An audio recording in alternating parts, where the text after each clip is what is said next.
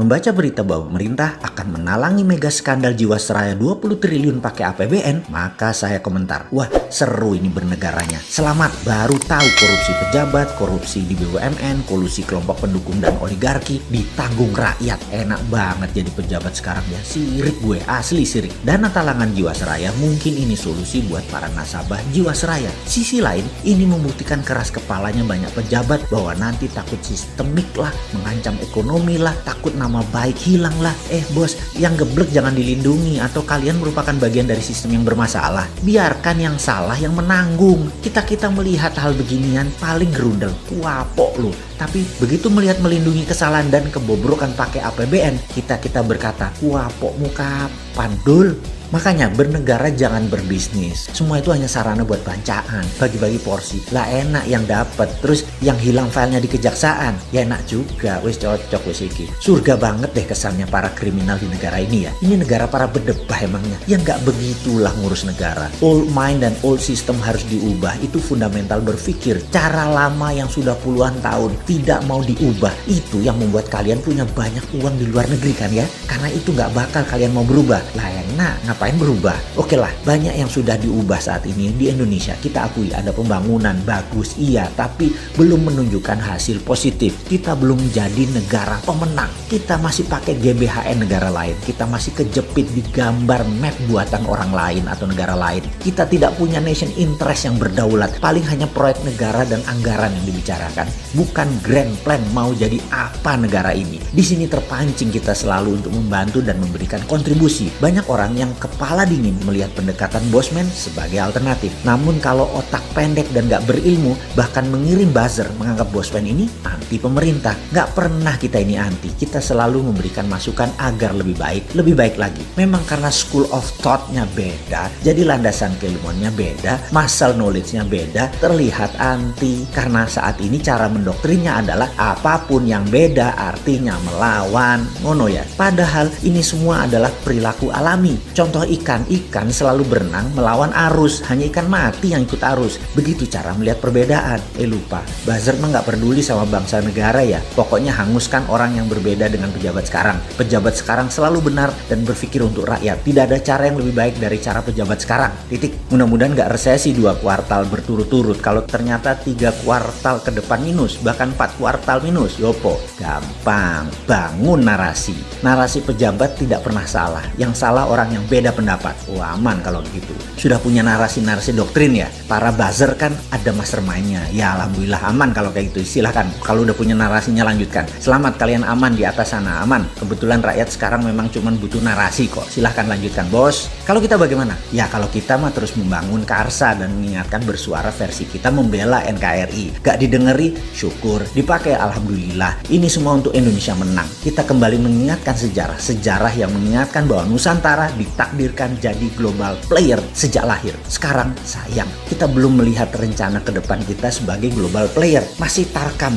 masih antar kampung. Globalnya masih nyender sama superpower. Sayang banget deh. Sekali lagi, sangat disayangkan pengelolaan negara, pejabat negara, dan politikus melihat negara Indonesia tanpa wawasan sejarah. Tanpa paham kekuatan geoekonomi, yaitu kekuatan geografi untuk keuntungan ekonomi. Tidak memainkan geopolitik, yaitu kekuatan geografi untuk keunggulan politik bernegara. Dan pastinya tidak punya geostrategi. Memanfaatkan kekuatan geografi untuk faktor penekan bernegara. Intinya saat ini bagaimana membagi-bagi APBN doang otaknya. Membuat peraturan yang sedikit menguntungkan rakyat. Rakyat hanyalah sapi yang diperes-peres susunya tapi nggak dikawin-kawin. Nikahnya pejabat itu setelah menjadi pejabat bukan dengan rakyat tapi dengan oligarki, dengan kelompoknya dan dengan politikus penguasa Senayan. Ngono ya? Oke, rakyat habis digrepek-grepek doang dan herannya rakyat gak kapok-kapok malah memuja-muja pejabat seperti itu. Hero-nya dijunjung. Top dah doktrin dan propagandanya. Top Marco top. Kagum gua. Udah selesai ngegosip, kita lanjut. Kita menengok sejarah sebentar. Kita tahu doktrin jalur sutra itu seakan-akan jalur hebat. Karena mungkin banyak pejabat sekarang kemakan propaganda film Tiongkok dan berbisnis dengan Tiongkok kedalaman. Sampai budaya dan doktrin gak bisa dibedain. Jalur sutra di abad pertengahan mendadak jalurnya sepi. Kota-kota Eropa Timur dan Asia Barat yang tadinya jalur ekonomi mati hanya kurang dari 50 tahun. 50 tahun dari apa? Dari majunya dunia maritim perkapalan di abad 14 dan 15, sehingga pada perjanjian Zaragoza dunia dibagi oleh dua raja laut, Portugis di sisi timur, Spanyol di sisi barat. Ini kayak kita sekarang Tiongkok Amerika lah kira-kira ya. Spanyol ke Amerika Utara Selatan, Portugis ke India sampai timur jauh yaitu Nusantara. Jalur sutra kalau dengan jalur maritim atau maritim lain tersebut beda. Jalur maritim lebih powerful. Jalur sutra musnah tinggal debu sekarang. Jalur maritim yang melewati Indonesia bahkan tidak berubah sejak zaman awal dunia maritim tahun 1511.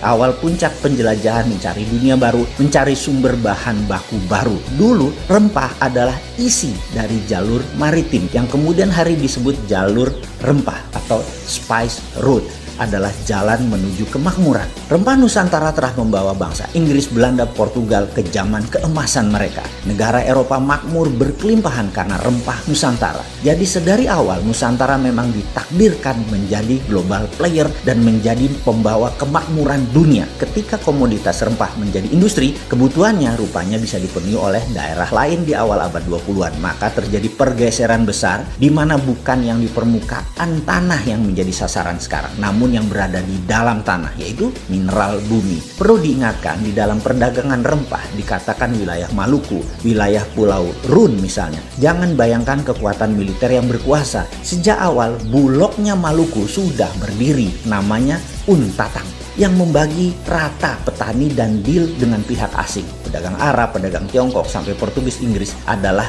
Untatang ini. Baru ketika Belanda kemaruk, greedy, dan tamak, mereka membuang 15.000 penduduk wilayah penghasil pala tersebut, tinggal tersisa 1000-an dan ada banyak pembunuhan terjadi. Ini namanya perampokan atau state sponsor terrorism. Hasilnya diambil habis-habisan sampai jatuh nilai pala tadi, namun Belanda sudah kaya raya. VOC tepatnya kaya raya. Terus bergilir, kemudian masuklah ke komoditi lain yaitu karet, teh, kopi, coklat, kemudian bahan baku tersebut semua akhirnya dikuasai oleh VOC. Apa pelajaran yang bisa ditangkap kali ini? Ingat, pelajaran bukan okupansi militer sejak awal, tetapi okupansi ekonomi. Jadi bagi saya, bullshit bekerja sama dengan Tiongkok dan IMF itu. Itu bullshit besar. Foreign direct investment yang ada di otak pejabat adalah pemahaman anak bangsa yang otaknya sudah terpesona oleh globalis. Ini sebenarnya penjajahan sama seperti VOC di awal masuk selama 200 tahun sampai akhir tahun 1900-an kira-kira. Di saat dunia bergeser jauh di mana rempah bukan lagi primadona tapi sumber di dalam bumi yang jadi primadona seperti minyak, gas, batu bara, dan mineral lainnya. Jadi sekedar mengingat, apapun perusahaan asing masuk ke Indonesia menggarap, mengambil, mengelola isi bumi Indonesia, itu penjajahan. Ide ini maka saya tekankan, kalau mandat di tangan generasi muda di tahun 2024, tidak ada perusahaan tambang di Indonesia milik asing. Setidaknya 50% adalah lokal, di mana proses hilirisasi setelah tambang tadi, mineral tadi, hilirisasinya 100% lokal. Cukup sudah dibodohi oleh asing selama 300 tahun diambil rempah dan apapun yang dihasilkan oleh alam Indonesia. Namun begitu bahan baku alam di Indonesia disentuh asing dan didiamkan, artinya dua. Satu, geblek tidak paham nasionalisme. Yang kedua adalah memang kaki tangan asing.